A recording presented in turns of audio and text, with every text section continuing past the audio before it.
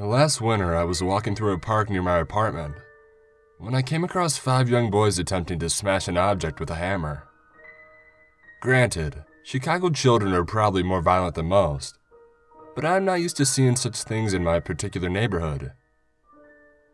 I jogged over to them, mostly out of curiosity, but also trying to make sure they weren't torturing some poor squirrel or a pigeon or something. If I had known the sort of thing I was about to come in contact with, I would have probably went home and bolted the door. One of the boys was clutching some sort of dark wooden board covered with black paint, and holding it at an arm's length with his face turned away and his eyes closed. A second boy, I remember one of his friends calling him either Peter or Paul, was aggressively prying the hammer out of the hands of the boy who had been swinging at the wooden board moments earlier while the other 2 kids watched without saying a word.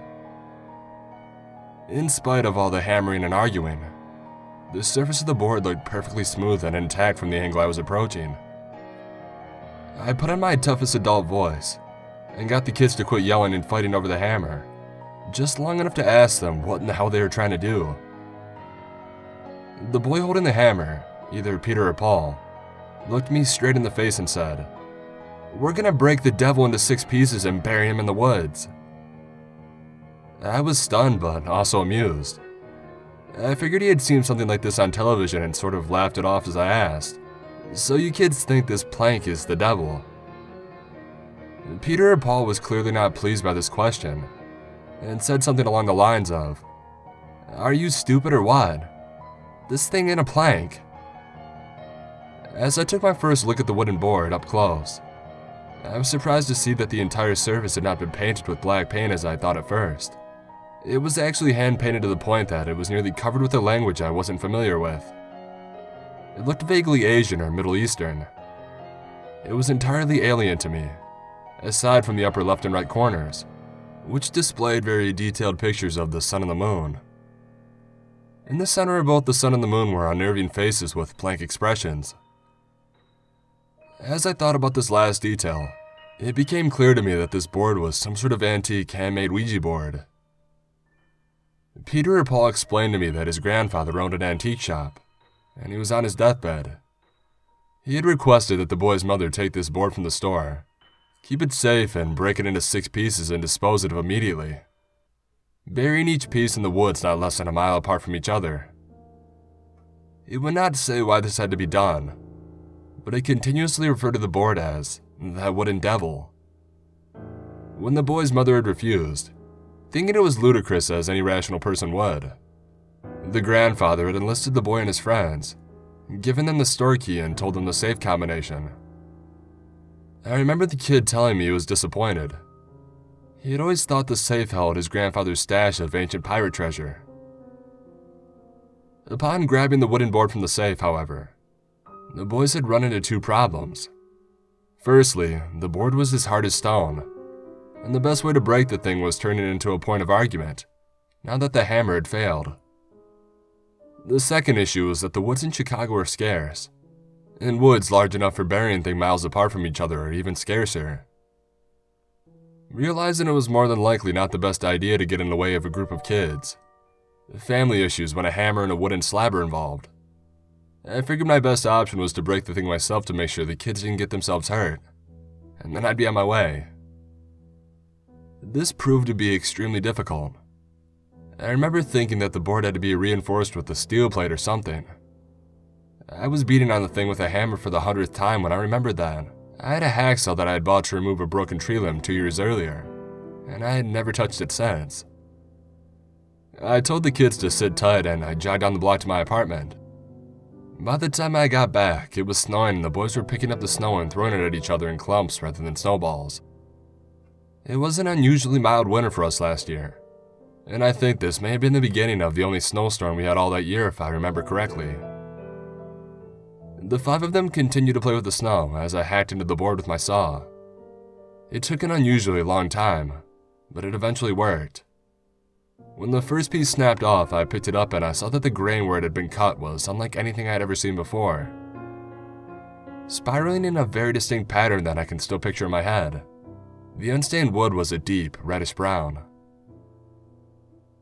When the board was in 6 pieces, Peter and Paul grabbed the corner with the picture of the sun. Then he and one of his friends ran a short distance into a wooded area on the edge of the park and buried it about a foot down. As this was going on, the other boys explained to me that they were planning on spending the day riding the elevated train and taking the pieces to the various wooded areas that they had come up with. They just needed one more place to bury the last piece, and hadn't come up with anything yet. As it happened to be a Sunday, if I recall, I offered to do it on the way to work the next day, and they agreed that that was a good plan. As the 5 of them walked away towards the north, I saw them enter a station for the Blue Line train, and I never saw them again. Later that night, as the snowstorm started to get really bad, I remember thinking that I hoped I hadn't made a mistake by letting them go off on their own. But a strange adult hanging around with 5 neighborhood kids tends to give people the wrong idea, regardless of whether he's looking out for their safety. I hoped they had gotten their task finished before the storm had really hit.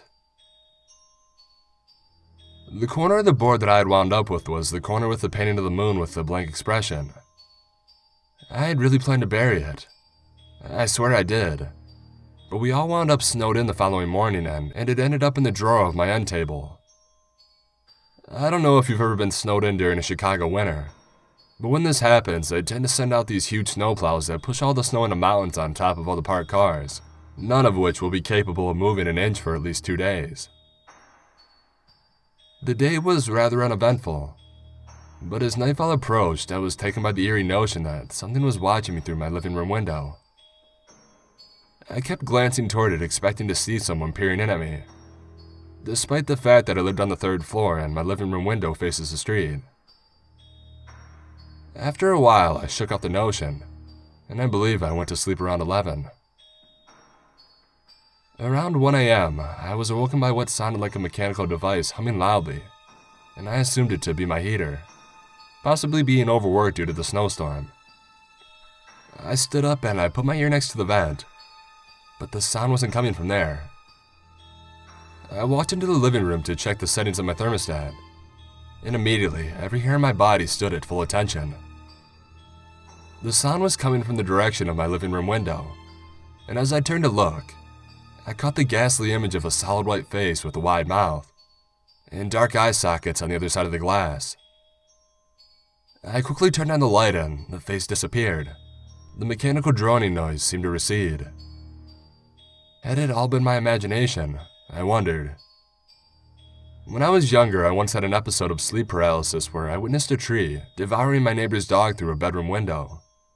But when I came out of it, the tree was back to normal and the dog was perfectly fine. Had this been something similar? And nevertheless, I hardly slept the rest of the night. I kept thinking that I was hearing that deep mechanical drone somewhere in the distance. By the next night, I had regained my wits and I fell asleep in my bed sometime around midnight. I woke up again, terrified, to the sound of the same mechanical drone as the previous night, but this time it was much louder. As I sat up in bed, I saw the ghastly white face with sunken eyes on the other side of the window near the foot of my bed, no more than 3 feet from where I lay sleeping. It had no neck, arms, torso, nothing. It seemed to just float there above the streetlights below, emanating that horrible humming sound. I instinctively grabbed the drapes and I pulled them close, but the sound continued. Remembering what had happened the night before, I ran to the lights and I flipped the switch. The noise slowly faded, but I was too afraid to open the drapes for the rest of the night. The next morning, I was still unable to get to work due to my car being frozen beneath a 7-foot pile of ice, but I absolutely had to get out of that apartment. I thought that if the face was going to come back, that I would have to be ready for it somehow. I went to a sporting goods store in the neighborhood and I purchased a box of ammo for the .22 range pistol I haven't used in years. It wasn't much, but it was better than nothing, and I also bought some caffeine tablets and a bag of coffee. Before nightfall, I set up camp in my living room with the pistol and a coffee pot. I took one of the caffeine tablets, and I rigged up some portable audio recorder that I sometimes use for work.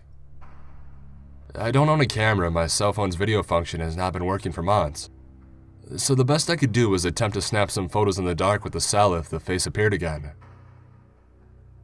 It showed itself around 3 in the morning.